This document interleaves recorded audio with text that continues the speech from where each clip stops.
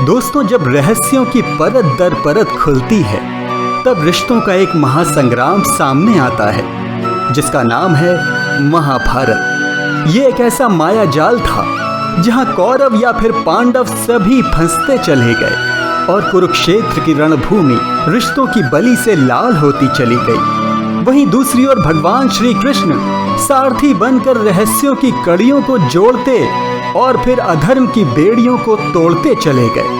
परंतु श्री कृष्ण और महाभारत के बीच एक ऐसा रहस्य और भी था जिस पर विश्वास कम और अचरज ज्यादा होता है, और वो था 8 और 18 के अंकों का जादुई फेर।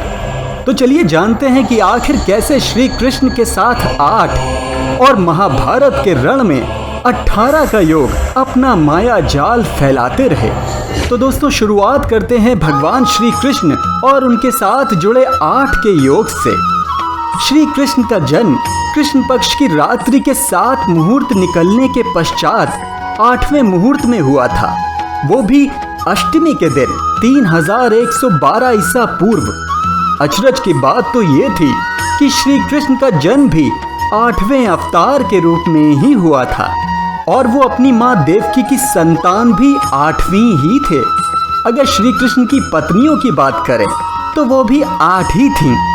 8 का ऐसा फेर था कि कृष्ण जी के सखा भी 8 ही थे और सखियां भी 8 ही थीं।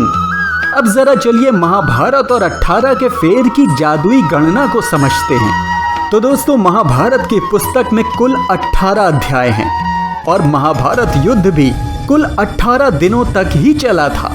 यहाँ तक कि कृष्ण ने अर्जुन को गीता ज्ञान भी 18 दिनों तक ही दिया था और गीता में भी कुल 18 अध्याय ही हैं। 18 के फेर ने अपनी माया को यहाँ तक ही नहीं फैलाया बल्कि कौरव और पांडवों की सेनाओं पर भी अपना असर दिखाया, क्योंकि कौरवों और पांडवों की सेना भी कुल मिलाकर 18 अक्षौहिणी ही थी, जिनमें कौरवों की 11 अक्षौहिणी और पांडवों की 7 अक्षौहिणी सेना थी। यहाँ तक कि महाभारत युद्ध के प्रमुख सूत्रधार भी 18 ही थे।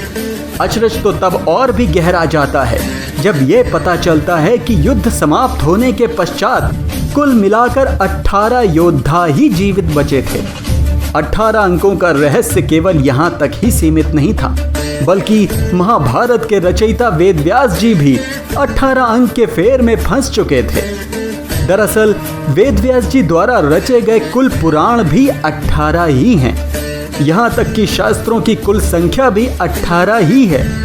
अगर हम अंक शास्त्र पर दृष्टि डालें तो 18 को बहुत ही शुभ अंक माना जाता है। वहीं श्री कृष्ण से जुड़ा 8 अंक बेहद ही प्रभावशाली अंक होता है और प्रबंधन के क्षेत्र में 8 का कोई सानी नहीं होता। ये तो भगवान श्री कृष्ण को देखकर कहा ही जा सकता है। तो दोस्तों, देखा आपने कि किस तरह 8 और 18 का रहस्य भगवान श्री कृष्ण और महाभारत से जुड़कर एक अचरज पैदा करता है। वैसे हो सकता है ये अचरज मात्र हमारे लिए ही हो। इसके पीछे का रहस्य भगवान श्री कृष्ण से बढ़कर और कौन जान सकता है, क्योंकि वो तो लीलाओं को रचने वाले हैं। तो दोस्तों, आपको आज का वीडियो कैसा लगा हमें अवश्य बताइएगा, और हाँ, चैनल को सब्सक्राइब करके बेल आइकन को जरूर दबाइएगा। जय श्री कृष्ण।